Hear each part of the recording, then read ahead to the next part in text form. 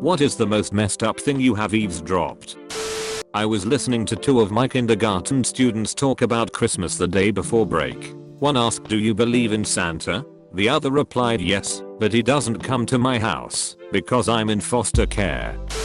An old Jewish couple was arguing at the grocery store about whether or not they should buy X brand of cookies, even though Y brand was $0.50 cheaper. The man said if he had married Edith instead of his wife, Edith would have let him get the nicer brand of cookies. His wife replied she could have married Xavier and actually been wealthy and not living in a rat-infested apartment. WTF. Sitting behind two teenagers on the train. Guy, you let him come inside of you? Girl, well, not all the way. I finally understand teen pregnancy. Not the most fucked up thing, but it gave me a chuckle while sitting in a mall bathroom. Brief summary of what I overheard two kids, late teens, saying in the men's room. "Oh, trans like men being women and stuff. I thought you was talking about translucent people. Invisible man shit." "No dude, men becoming women." "So like dressing like them?" "No, actually becoming a man or woman." "Chicks becoming dudes too? How does that happen? Not just wearing different clothes?" The second kid then explains, in the vulgar/innocent way only a kid can, the process. "What? They can do that shit, but they still can't hack the iPhone?" I gotta agree with kid #1 on that. I was at Disney in high school, and I heard a guy say to someone, "You're Takeuchi, but ain't good enough to eat, so put your shoes back on." I'm 35 and still have no idea what that meant.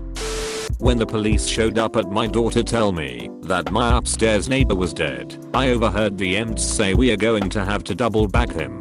Then I heard my neighbor's double bagged body being dragged down the narrow staircase because a stretcher wouldn't fit. Thump, thump, thump.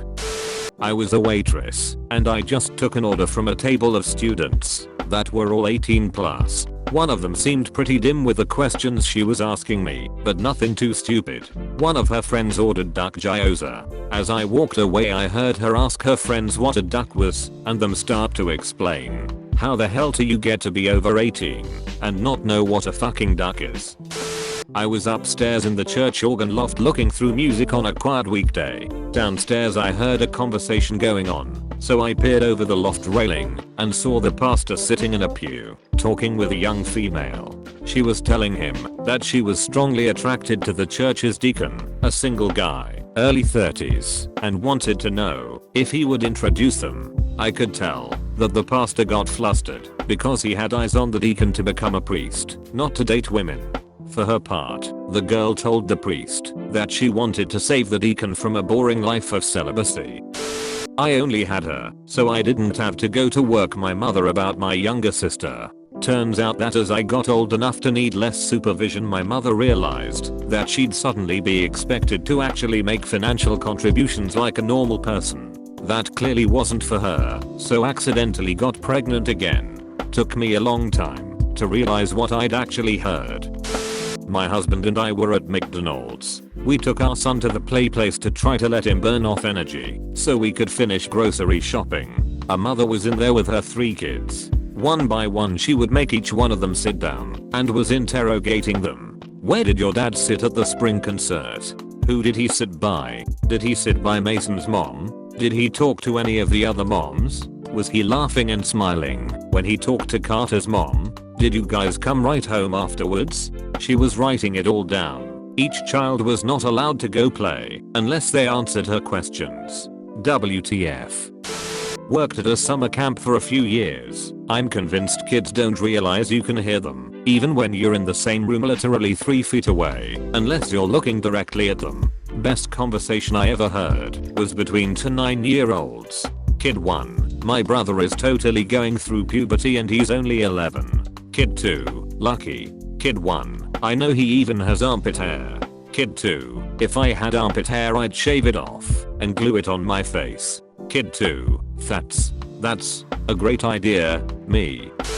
Was once walking behind 2 really good looking girls in the street and heard one say to the other, "I was so constipated yesterday I just wanted to get it out with an ice cream scooper."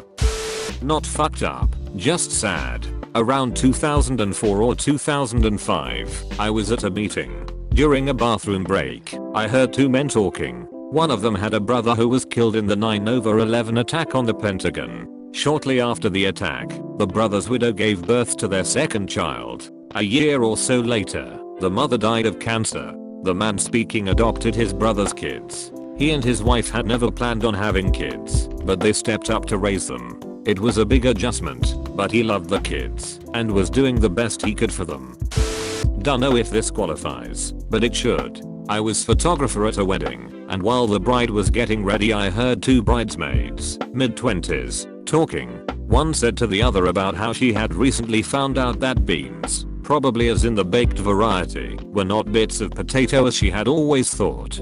They're fucking beans.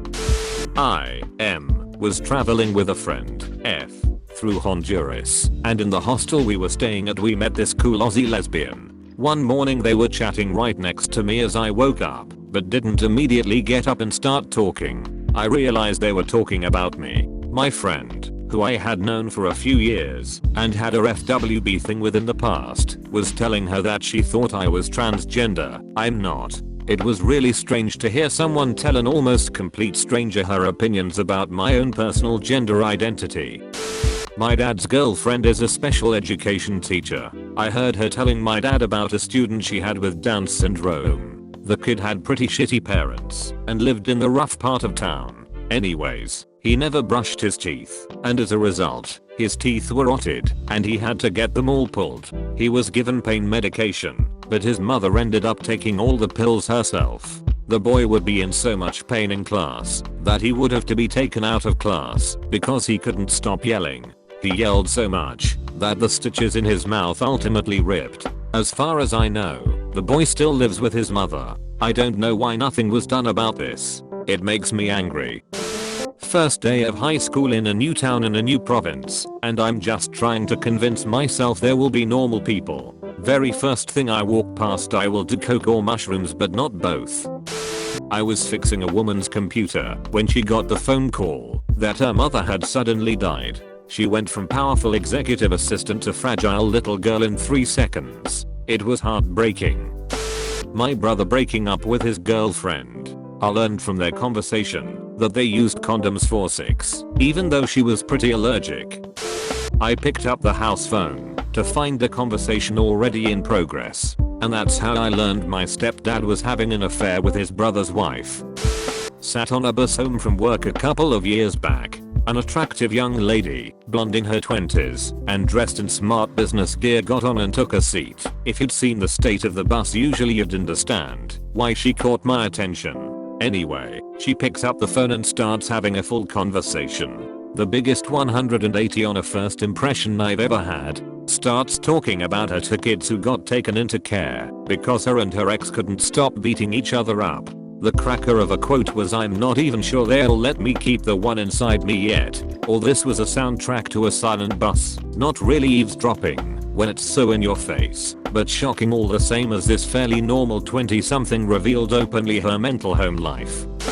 Certain regions of San Francisco can be best described as suburbs with metropolitan delusions. Many of the so-called apartments that you'll find in those areas are little more than basements or garages that have been converted into living spaces, often by employing some rather creative geometry. I lived in one of these units, in-laws, as they're called, for about 2.5 years. And during the latter half of that time, a too thin wall made me the unwitting witness to both the beginning and the end of a marriage. The people in question, Mary and Aaron, were a tall red-headed woman and a short Asian fellow, both of whom were supposedly devout Mormons. Their marriage announcement website, which my girlfriend discovered by googling our neighbors shortly after they'd moved in, offered a fairy tale-like retelling of their meeting and their courtship, which seemed to have taken only a handful of months. It was also revealed that neither of the newlyweds had ever lived on their own before, that neither of them were employed, and that their rent was being paid via a joint effort by their parents.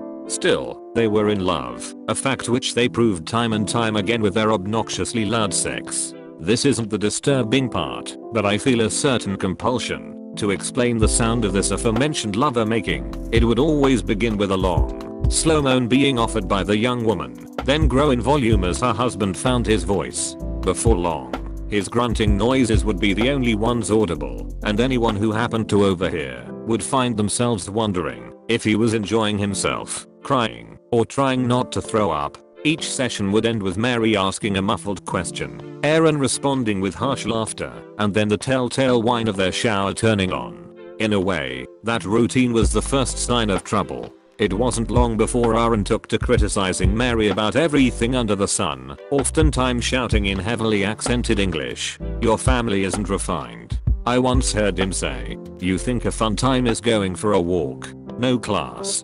Theater. Fine dining.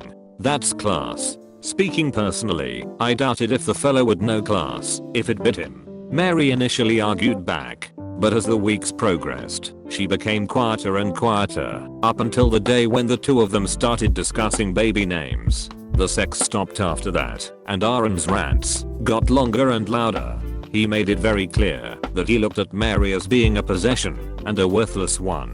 My girlfriend actually tried to connect with the young woman on more than one occasion, even going as far as to offer her refuge in our apartment. Nothing ever came of it, though, and by the time that their son was born, all of the couple's affection was gone from the other side of the wall.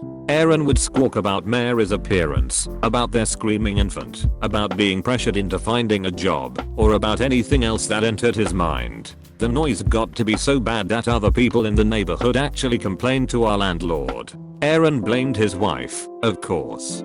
Things went well and truly to hell shortly after that. The sounds of slaps and blows landing would prompt my girlfriend and me to call the police, and Mary's barely stifled sobs became something of a soundtrack for our entryway. Aaron would explode, attack, and then apologize, always with some excuse or another that made his wife out to be the real villain. Mormon literature about being a dutiful spouse got mistakenly delivered to my mailbox on a few occasions during this time, and I often contemplated switching it out with pamphlets from the local women's shelter. To be honest, the only thing that stopped me was the fear that it would result in another beating for Mary. Throughout it all, the ever-worsening story was audible to me from only a few feet away. I don't know how the relationship finally ended, because I moved to Louisiana before it reached its conclusion. My girlfriend has a pretty good idea of what happened, though. Upon returning home from work one evening, she was greeted by the sight of several police cars on our street. Mary was speaking to two officers, her son held in her arms, with a look of defiant strength on her face. Her abuser was nowhere in sight. Again, I wasn't there to see this, but I fully believe the description. Just as I've chosen to believe that Aaron never went back to that apartment. Good riddance, if you ask me.